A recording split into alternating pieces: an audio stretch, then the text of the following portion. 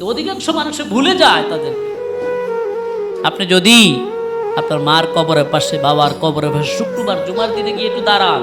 আপনাদের মসজিদের ইমাম সাহেব তো যে উনি তো প্রত্যেক জুমাতে সকালবেলা কবরস্থানে যায়। আপনাদেরকে তো বলা হয়েছে, কিন্তু আপনারা তো তেমন সাড়া দেন না, যান না। আপনি আপনার সন্তানকে নিয়ে আপনার বাবার কবরের পাশে যান, এটা জিয়ারত করেন, দোয়া করেন। আপনি মরেন, খোদা কি কসম, আপনার সন্তান দেখবে যে আমার বাবাও তো আমার দাদার কবর জিয়ারত করেছে, সুতরাং আমিও করব। ঠিক কিনা বলেন? আপনি অভ্যাস করে দেন না, আপনি তো জান না। ঘুম থেকে উঠে 8টা বাজে,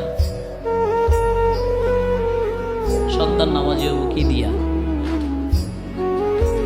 কথাগুলো হৃদয়ের কান দিয়ে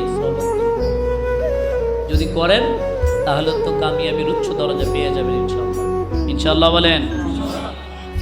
যদি বলে হুজুরে কইছে, হুজুরে তো কামে, এটা প্রত্যেক জুমাতে আইন কিছু কই যাও, এটা তো হুজুরে কামে।